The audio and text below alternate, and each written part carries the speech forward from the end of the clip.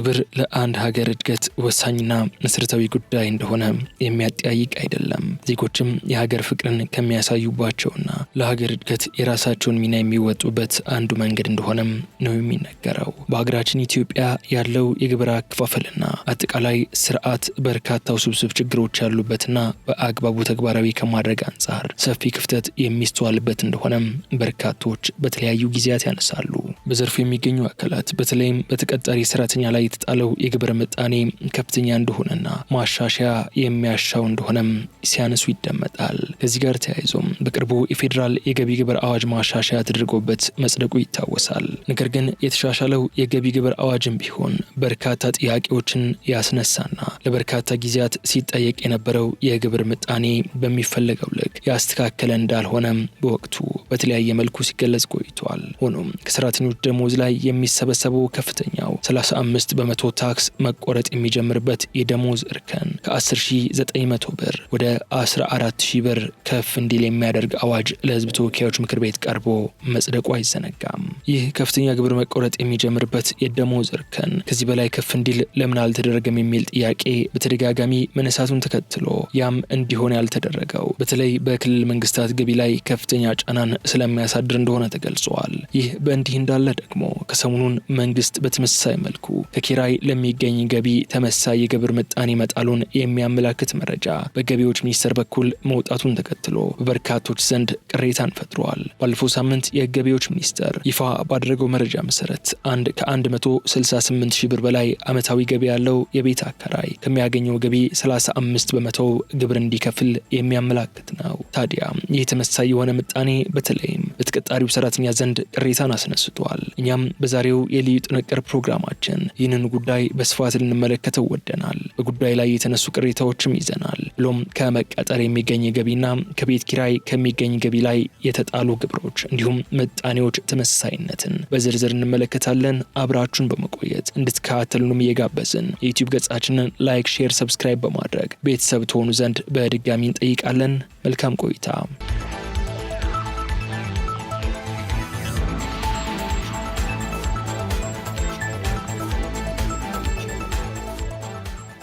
በኢትዮጵያ የደሞዝ ገቢ ታክስ ምጣኔ የመጨረሻው ደረጃ የሆነው 35 በመቶ ግብር ከ11,000 ብር ገደማ ጀምሮ መቆረጥ እንዲጀምር ተደርጎ የነበረው በ2008 ዓመተ ምህረት በወጣው የገቢ ግብር አዋጅ ነው። ከ9 ዓመታት ገደማ በፊት የወጣው አዋጁ የሚያሻሽል ረቂቅ አዋጅ ለሕዝብ ተወካዮች ምክር ቤት ቀርቦ የጸደቀው ደግሞ ባለፈው ዓመት ሐምሌ ወር ላይ በተካሄደው ልዩ ስብሰባ ነው። ይህ አዋጅ የተዘጋጀው ከግብርና ቀረጥ የሚገኘው ገቢ ከዓመታዊ ጠቅላላ ምርት ያለውን ዝቅተኛ ድርሻ በሚቀጥሉት 4 ዓመታት ውስጥ ወደ 11 በመቶ ለማድረስ በፌዴራል መንግስት የተዘጋጀው ስትራቴጂ አንድ ክፍል በመሆኑ እንደሆነ በማሻሻያ ማብራሪያው ላይ ተጠቅሷል። አዋጁ ስራ ላይ ከዋለ ከ9 ዓመታት በላይ ያለፈው በመሆኑ ካለንበት የኢኮኖሚ ሁኔታና ከንግዱ ስብስብ ባህሪ አንጻር ሲታይ በርካታ ክፍተቶች እንዳሉበት ማብራሪያው አስረድቷል። ከዲጂታል ኢኮኖሚው ጋር የተጣጣመ ዘመናዊ የታክስ መሰረት መፍጠርን ዓላማው ያደረገው ረቂቅ አዋጁም ለታክስ ማጭበርበር በር የሚከፍቱ አሰራሮችን መቀየርንም ግብ አድርጎ ጸድቆ ስራ ላይ ከገባ ሰንበትበት ብለዋል። በህጉ ማብራሪያ ላይ በቀዳሚነት የተጠቀሰው ከመቀጠር ከቤት ኪራይና ከግለሰብ ንግድ ስራ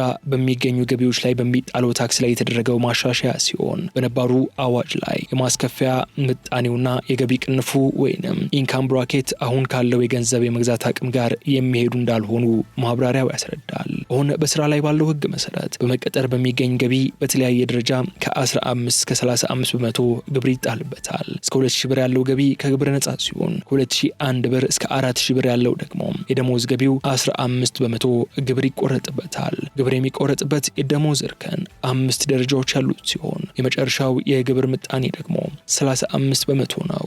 ይህ የ35 በመቶ ግብር የሚቆረጠው ከ14,000 ብር በላይ ደሞዝ ከሚያገኙ ሰራተኞች ላይ እንደሆነ በስራ ላይ ባለው አዋጅ ላይ በግልጽ ሰፍረዋል። ይህንን አዋጅ በተመለከተ በተሰጠው ማብራሪያ አዋጁን በተመለከተ በተካሄደው የህዝብ አስተያየት መስጫ መድረክ ላይ ከግብር ነጻ የሚሆነው ከመቀጠር የሚገኝ ገቢ በከፍተኛ መጠን እንዲያድግ ሐሳብ ቀርቦ የነበረ ቢሆንም ሐሳቡ ተቀባይነት እንዳላገኘ ይታወቃል። ሐሳቡ ተቀባይነት ያላገኘው ደግሞ በዚህ ምክንያት የሚታጣውን የመንግስት ገቢ ከግምት ውስጥ ያላስገባና በሌላ ገቢ ሊካካስ በማይቻልበት ደረጃ ገቢን የሚቀንስ በመሆኑ ምክንያት ነው። ይህ በእንዲህ እንዳለ ግን በተመሳሳይ መልኩ ከቤት ኪራይ የሚገኝ ገቢም ከመቀጠር ከሚገኝ ገቢ እኩል የግብር ምጣኔ ተጥሎበት እናገኘዋለን። ይህም ከመቀጠር የሚገኝ ገቢ ላይ የተጣለው ምጣኔ ከፍ እንዲል ያልተደረገው በተለይ በክልል መንግስታት ገቢ ላይ ከፍተኛ ጫናን ስለሚያሳድር ነው በሚል ቢሆንም ይህ አሁን ከኪራይ የሚገኝ ገቢ ላይ የተጣለው ምጣኔ መንግስትን ከፍተኛ ገቢ የሚያሳጣ አይሆንም ወይ የሚል ጥያቄንም አስነስቷል። ይፋ በተደረገው ከኪራይ የሚገኝ ገቢ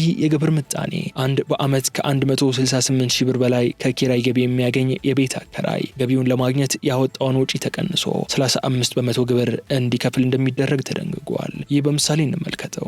አንዲት ግለሰብ አንድን የንግድ ማዕከል ተከራይታ የምታከራይ ስትሆን ከምታከራየው አጠቃላይ ብር 500 ሺህ ገቢ ታገኛለች እንበል። ለአንድ አመት ለዋና አከራዩ 300 ሺህ ብር የምትከፍል ቢሆንና አከራዩ ገቢውን ለማግኘት 50 ሺህ ብር ለፓርቲሽን፣ 20 ሺህ ብር ደግሞ ለማስዋቢያና እድሳት ያወጣል። ስለዚህ ምንም እንኳን አጠቃላይ ገቢው 500 ሺህ ቢሆንም ግብር የሚከፈለው ግን የወጡት ወጪዎች ተቀንሶ ይሆናል ማለት ነው። ይህ ማለት ደግሞ ተከራይታ የምታከራየው እንስት የተከራይ አከራይ በግብር አመቱ የተቀበለችውን 500 ሺህ ብር ሲቀነስ እሷ የምትከፍለውን 300 ሺህ ብር የኪራይ 70 ሺህ ብር ደግሞ ገቢ ለማግኘት የወጡ ወጪዎች ይቀነሱና ግብር የሚከፈልበት ገቢው 130 ሺህ ብር ብቻ ይሆናል ማለት ነው። ከ130 ሺህ ብር ገቢ ደግሞ በተሻሻለው የገቢ ግብር አዋጅ መሰረት የሚከፈልበት ግብር 30 በመቶ ሲሆን 130 ሺህ በ30 በመቶ ተባዝቶ የሚመጣውን 91 ሺህ ብር ተቀናሹን 16200 ብር ተጨምሮበት ከግብር በኋላ የተጣራ ትርፏ 107200 ብር ይሆናል ማለት ነው።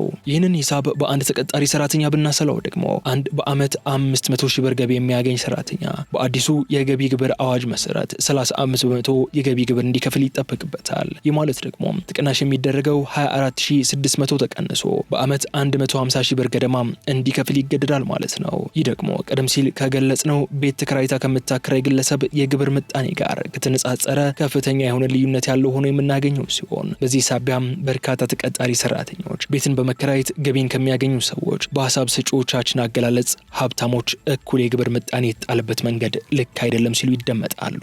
አከራይና ደሞዝተኛ እንዴት እኩል 35% ግብር ይከፍላል? ማለት 14 ሺህ ብር የወር ደሞዝተኛ የሚያገኘው 14 ሺህ ብር ለተለያዩ ነገሮች ሊሆን ይችላል። ምናልባት የአከራይ አንድ ቤት ሊሆን ይችላል ያለው 2-3 ከዛ በላይ ሊሆን ይችላል ወይ ተጨማሪ ስራም ሊኖር ይችላል። አንድ ግል ተቀጣሪ 14 ሺህ ብር ከሚያገኝ ሰውና ቤት ካለው ሰው ጋር ኮምፔር መደረጉ ፌር አይደለም ባይ ነኝ። ለዛውም 35%።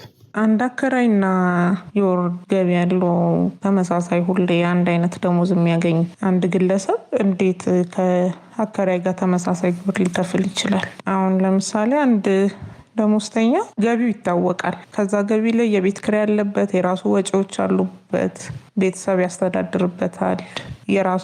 ይሄ እንዴት ነው? እንኳን ከዚህ ላይ ከፍሎ አይደለም ለራሱም የሚበቃውን ገቢ አይደለም የሚያገኘው። ወደ አከራይ ስንመለስ ደግሞ ቤት የመስራትና ለሌሎች ሰዎች ለማከራየት አቅም ካገኘ ይሄ ሰውዬ የተሻለ ገቢ ያለው ማለት ነው። ኢቭን ገቢውን ለመጨመር ነው ቤትም ሰርቶ የሚያከራየውና ኦር ገዝቶ የሚያከራየው። ከዚህ ሰውዬ ጋር እንዴት ህይወቱ ተመሳሳይ ሆኖ ነው አንድ አይነት ግብር 35% ሙሉ እኩል ሊከፍሉ የሚችሉት? እንደዚህ አይነት ነገር ልክ አይደለም። በዛም ላይ ደግሞ በምንም ሁኔታ ላይ አሁን አንድ ግለሰብ ወስዶ ኢቭን ለአከራዩ ነው የሚሰጠው። ለዛ ሰው ተጨማሪ ገቢ ነው እየሰጠው ያለው። አንድ አከራይ ደግሞ አንድ ክፍል ቤት ብቻ አከራይቶ አይኖርም። አትሊስት ወይ ካነሰው 2 ቤት ሊኖረው ይችላል። የነኛን ገቢያቸው እነሱ ካላቸው ትርፋቸውን አይደለም የሰጡት፣ ዋናቸውን ነው ለአከራይ የሚሰጡት። ከዛ በኋላ አከራይና ይሄ ደሞዝተኛ ሰውዬ ደግሞ እንዴት ነው እኩል አይነት ነገር ሊወሰንባቸውና ሊከፍሉ የሚችሉት? ይሄ ጭራሽ ፍትሃዊ ያልሆነና ትክክለኛ ያልሆነ ሲጀመር ምን ማለት ነው? ይሄ በምን አይነት ሀሳብ ታስቦና በምን አይነት ድንጋጌ ተደንግጎ ነው እንደዚህ አይነት ነገር ሊባልና ሊታሰብ ራሱ የማይገባ ነገር ነው። ሲጀመር አንድ ድሃ፣ አንድ ተቀጣሪ አንድን ሀብታም የሚያደርገው ሌላ ግለሰብ ነው። ያ ግለሰብ ያ ሰውዬ ለሱ ከሚሰጠው ትንሽ የገቢ ላይ ወስዶ በተዘዋዋሪ የሚሆን በተመሳሳይ ለቤት ኪራይ ይከፍላል። ለዛ ለሀብታሙ ሰውዬ ማለት ነው። ይህ ሀብታሙ ሰውዬ ከዚህ ጋር ከቤት ኪራይም ከድሃ ያገኛል። እዛ ጋር ድሃው ሰውዬ ለሀብታሙ ሰርቶ ለሱ በሚሰራው ነገር በሁለት ነገር ገቢ ያገኛል። ለምሳሌ ማለት ነው። እና ይሄ ሰውዬ ከዛ ተቀብሎ ዋናውን መጥቶ ከዋናው ላይ ቢያንስ ግማሽም ሊሆን ይችላል። ብቻ ግን ካለው ነገር ጋር አብዛኛውን ነገር ለቤት ኪራይ ይከፍላል። የራሱ ወጪዎች እንዳሉ ሆኖ ማለት ነው። እና እዚህ ጋር ያንን ሰውዬ ጭራሽ በሁለት ኢኮኖሚ እያሳደገው ያኛውን ሰውዬ ጭራሽ እያበረታው በምን አይነት መልኩ ታስቦ ነው 35% አንድ ግለሰብ ክፈል የሚባለው? ብቻ ይሄ ልክ ያልሆነ ነገር ነው። ልክ ካለመሆንም ባለፈ ህዝብ የሚያስቆጣ እኔ እንጃ ሰላም የማይሰጥ ነገር ነው። ከዚህ በተጨማሪ ከመቀጠር ከሚገኝ ገቢ አብዛኛው ሰራተኛ በየወሩ ሳያጭበረብር የሚጠበቅበትን ለመንግስት ገቢ የሚያደርግ ሲሆን በተቃራኒው ግን በርካታ አከራዮች ገቢን ለመሰወርና ትክክለኛውን ግብር ላለመክፈል ሲባል እውነተኛ ቤታቸውን ያከራዩበት ዋጋ እንደሚደብቁም ይናገራሉ። ምንም እንኳ መንግስት መሰል ማጭበርበሮችን ለመከላከል መመሪያዎችን በማዘጋጀት ወደ ስራ የገባ ቢሆንም አሁንም የሚስተዋሉ ችግሮች መኖራቸውም ነው የሚነሳው። መንግስት መሰል አጋጣሚዎችን ለመከታተልና ለመቆጣጠር የመኖሪያ ቤት ኪራይ ቁጥጥርና አስተዳደር አዋጅ ቁጥር 1320/2016 አጽድቆ ወደ ስራ አስገብቷል። አዋጁም ከአንድ ክፍል ጀምሮ ለመኖሪያ አገልግሎት የተከራየና ገንዘብ የሚከፈልበትም ማንኛውም ቤት ላይ ተፈጻሚ የሚሆን ሲሆን በአዋጁ መሰረት ማንኛውም የመኖሪያ ቤት ኪራይ ውል በጽሁፍ የሚደረግ ሆኖ በወረዳ ቤቶች አስተዳደር ጽሕፈት ቤት መረጋገጥና መመዝገብ እንዳለበት ተደንግጓል። የኪራይ ክፍያውም በባንክ ወይንም በሌላ ህጋዊ በሆነ የኤሌክትሮኒክስ ዘዴ ብቻ የሚፈጸም እንደሆነ ተቀምጧል። የአከራይና ተከራይ ውሉም ከሰኔ 1 ቀን 2016 ዓ.ም ጀምሮ ተፈጻሚ የሆነም ሲሆን ማንኛውም ያልተረጋገጠና ያልተመዘገበ የመኖሪያ ቤት ኪራይ ውል እንዳልተደረገ እንደሚቆጠርም በአዋጁ ላይ ሰፍሯል። በአዋጁ ላይ የመኖሪያ ቤት ኪራይ ዋጋን በተመለከተም የሰፈረ ሲሆን የኪራይ ውል ላይ ያለው የቤት ኪራይ ዋጋ የቤቱ የኪራይ ዋጋ እንደሆነ ተደርጎ ይወሰዳል የሚልም ነው። ይህ ደግሞ በአከራይና ተከራይ የግል ስምምነት ብዙ ጊዜ በውል ላይ የሰፈረና ግብር የሚከፈልበት የቤት ኪራይ ዋጋ ዝቅ እንዲል የሚደረግበት አግባብ እንዳለ ለገበያ ሚዲያ ሀሳብ የሰጡ ነዋሪዎች ይገልጻሉ። ያው ተቀጣሪው ሰራተኛ የሚያገኘው ገቢ በአግባቡ ይታወቃል እና ይሄም ማለት ያው ለመንግስት የሚከፍለው ግብር አለ በየወሩ ምንም አይነት የሚደበቅ ነገር የለም። ያው ከሚሰራበት ድርጅት ከወሩ ላይ ተቆራጭ የሚሆን ነገር አለ እና በግልጽ ግብሩን ይከፍላል ማለት ነው። ምንም ሊደበቀው የሚችለው ነገር የለም። ከሚያገኘው የወራዊ ደሞዙ ሁሉ ነገር ይታወቃል፣ ግልጽ ነው። መንግስት በደንብ ሊያውቀው የሚችለው ነው ተቀጥሮ የሚሰራ አንድ ተቀጣሪ ማለት ነው። ነገር ግን ወደ አከራዮች ስንመጣ አከራዮች ቤታቸውን የሚያከራዩበት ዋጋ በግልጽ የሚታወቅ አይደለም እና እነሱም ደግሞ ዝቅተኛ ገቢ ለመክፈል በማለት የአከራይና ተከራይ ውል ዝቅተኛ የሆነ የኪራይ መጠን እንዲጻፍ በማድረግም ደግሞ ገቢያቸውን እንደሚቀንሱም ይታወቃል። እንደዚህ አይነት አሰራሮችም አሉ። ምክንያቱም አንዳንድ አከራዮች ደግሞ ውልም የማይዋዋሉ አሉ። ስለዚህ በዛ ምክንያት ደግሞ ውል የማይዋዋሉ ከሆነ ደግሞ መንግስት ያንን ነገር ሊያውቅ አይችልም። ስለዚህ ከሰራተኛው ጋር አይወዳደርም። አንዳንድ ቦታዎች ሲታይ አከራይና ተከራይ ውል ላይኖራቸው ይችላል። ቢኖርም አከራዮች ዋጋቸውን ስለሚቀንሱ በሚያከራዩት ዋጋ አሁን ለምሳሌ 10,000 የሚያከራየው 7,000 6,000 ብሎ ሊያከራይ ይችላል።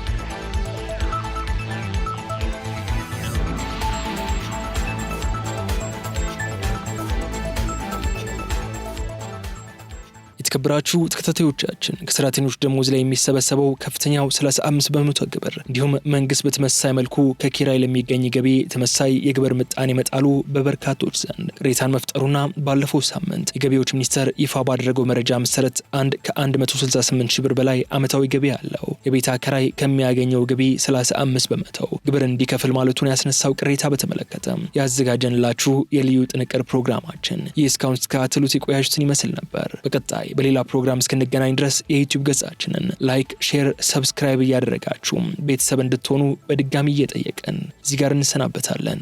ሰላም።